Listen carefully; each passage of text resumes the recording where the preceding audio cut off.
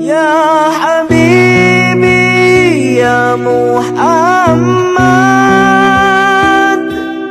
ya arus al-khafiqaini, ya Habibi ya Muhammad. Dan kepada Bapa Wali Kota Bandar Aceh, dan kepada Bapa di PLK Kota Bandar Aceh, dan kepada Bapa Dandim 0101 BS atau yang mewakilinya, dan penghormatan saya kepada Bapa Kapolres Kapolresta Bandar Aceh atau yang mewakilinya, dan penghormatan saya kepada Mustika Kecamatan Shah Kuala, dan penghormatan saya lagi kepada Bapak Riti Jaya Raya, dan kepada Bapak Pimpinan Khadam Shah Kuala. Ulun tuan kalau katuha yang silap hilap, maka ulun tuan lagi maaf sebesar-besar kesilapan ulun tuan.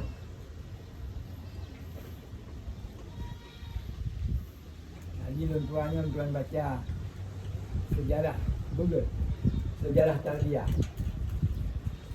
Bismillahirrahmanirrahim. Allah Ta'ala, inna dina indallahi Islam. Sesungguhnya agama di sisi Allah adalah agama Islam. Agama Islam sumbernya adalah Al-Quran dan hadis Rasulullah Muhammad Sallallahu Alaihi Wasallam. Yang memahami Al-Quran dan hadis yaitu mujtahid, artinya ulama. Siapa ulama? Yaitu 1 Imam Hanafi, 2 Imam Maliki, 3 Imam Syafi'i, 4 Imam Hanbali. Islam yang tersohor di Pasir, yang doa Islam dari Arab ke Pasir oleh ulama yang mazhab Syafi'i, sehingga Islam disambut oleh Tunku Malikul Saleh dengan ilham Allah Ta'ala, sehingga Tunku Malikul Saleh memimpin Islam di Aceh dengan ilmu Syafi'i. Sampai berkembang agama Islam di Pasir dengan ilmu Syafi'i. Seluruh daerah-daerah dan menasah dan balik pengajian anak-anak dan di rumah-rumah di Pasir belajar ilmu Syafi'i. Semuanya yang belajar ilmu Syafi'i dinamakan tarbiyah Islamiyah. Justru kerana demikian, ketahuilah wahai umat Islam, tarbiyah Islamiyah di masa kerajaan Sultan Malikul Saleh sudah berkembang sampai ke Pulau Jawa dan seluruh Nusantara Indonesia, bahkan Asia Tenggara. Kemudian menjadi kerajaan Islam di Pasir, kerajaan terbesar dan termegah pada masa Sultan Malikul Saleh pada abad ke-13 Masehi. Dan pada saat itu pula para ulama-ulama di Pasir diutuskan oleh Sultan Malikul Saleh untuk mengembangkan agama ke Pulau Jawa yang dipimpin oleh Syekh Maulana Ibrahim yang dikenal Wali Songo. Dengan demikian, terlihat jelas bahawa kerajaan Samudra Pasir telah berkontribusi besar dan mengislamkan masyarakat Jawa, bahkan sampai ke Asia Tenggara. Arti tarbiyah Islamiyah iaitu mendidik Islam, sehingga akhirnya hilang kerajaan Pasir, kemudian bermigrasi ke Bandar Aceh. Lahirlah Port Temerloh sampai ke Iskandar Muda. Kemudian lahirlah seorang ulama iaitu Shah Kuala yang kubur yang tempat sini. Syekh Abdul Fasuli membawa Islam, agama Islam kepada umat di Aceh dan Nusantara Indonesia dan Asia Tenggara, bahkan Eropah dengan ilmu Syafi'i, sehingga tegaklah hukum Islam dengan ilmu Syafi'i. Syekh Kuala membawa ilmu Syafi'i dinamakan tarbiyah Islamiyah. Akhirnya sampailah tarbiyah Islamiyah ke Iskandar Muda yang ke-9 masa penjajahan Belanda. Tinggallah ulama yang bernama Tuanku Raja Kemala. Kemudian Tuanku Raja Kemala menyambung tarbiyah Islamiyah dari Shah Kuala pada masa kerajaan Iskandar Muda yang ke-9. Tuanku Raja Kemala saat itu sebagai ketua ulama yang diangkat oleh ilmunya, karena seluruh ulama-ulama mengikuti beliau, sehingga Tuanku Raja Kemala dinobatkan sebagai pelapor pendidikan Islam mazhab Syafi'i di Banda Aceh di Masjid Raya pada tahun 20, sehingga Tuanku Raja Kemala membina tarbiyah Islamiyah mazhab Syafi'i untuk melindungi umat Islam di Aceh, karena pada masa beliau Aceh sudah dijajah oleh Belanda. Karena misi penjajahan Belanda untuk menghilangkan tauhid dan ilmu syariat dan ilmu adab dalam jiwa umat Islam di Sambi Makkah.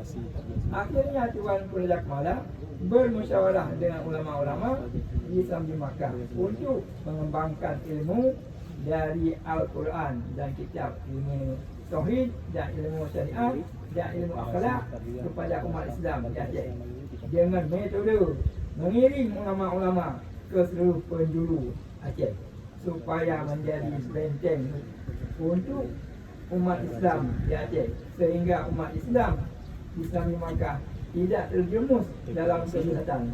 Inilah maksud tarbiyah Islamiyah mazhab Syafi'i. Kenapa dinamakan tarbiyah Islamiyah mazhab Syafi'i?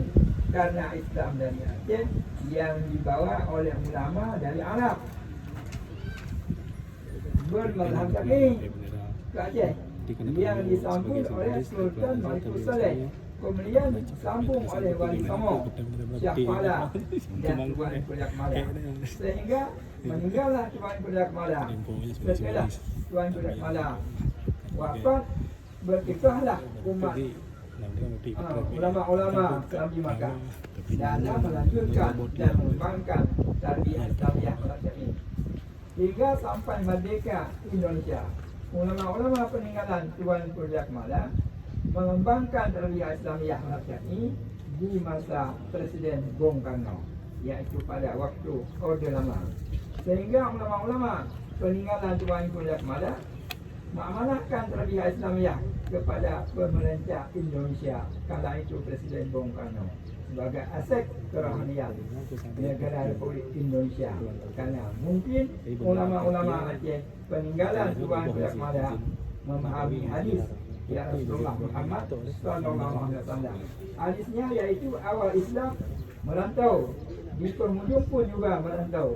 Logikanya begini, orang yang merantau atau orang musafir tentu membawa bekal, dan bekalnya harus aman. Lebih tepatnya mencari orang-orang yang amanah lagi, yang berpuasa, karena bekal itu mesti dijaga dan diselamatkan. Tentu yang berpuasa adalah penguasa.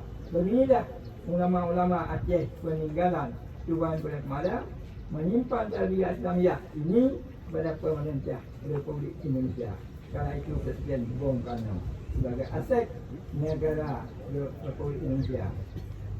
Kemudian pada tahun 1952, ulama-ulama peninggalan Tuanku Raja Kemala menantikan tarbiyah Islamiyah yang telah dibentuk oleh Tuanku Raja Kemala. Karena telah ada tarbiyah Islamiyah mazhab Syafi'i di waktu Syekh Fala dan Tuanku Raja Kemala, cuma di waktu itu tidak disebut partai, karena umat Islam di Makkah belajar ilmu syariat, ilmu tauhid dan ilmu adab atau ilmu akhlak, sehingga umat Islam pada masa itu hidup bermartabat dan bertata karena mentaati syariat Islam hingga pada tahun 1963 ulama-ulama peninggalan Tuanku Raja Kemala mencetus konvensi di Lambaru Timbangan Banda Aceh yang bunyinya berpegang teguh pada Al-Quran dan hadis Rasulullah Muhammad sallallahu alaihi wasallam yang dipahami oleh Imam Syafi'i radhiyallahu anhu, serta yang telah dipatuakan oleh ulama-ulama salafi dan ulama-ulama mutakhirin sebagaimana hukum yang telah tersebut di dalam kitab kuning. Oleh kerana demikian, umat Islam di seluruh dunia harus berenung di bawah lambang Masjid Haram dan Masjid Nabawi. Oleh sebab itu, kalau kita kembangkan Islam, harus bagi kita membawa bendera yang berlambang Masjid Haram dan Nabawi. Jadi harapan orang tua dahulu, dayah-dayah di Aceh atau tarbiyah Islamiyah ini menjadi hutan pelindung. Hilang hutan pelindung, banjir di mana-mana. Hilang tarbiyah Islamiyah atau hilang daya-daya, rosak moral di mana-mana. Inilah harapan orang tua dahulu. Tiga makanan tanya, tiga. Elok kedua akhiri, ya, wabillahi taufiq wal hidayah. Assalamualaikum warahmatullahi wabarakatuh. Waalaikumsalam warahmatullahi wabarakatuh.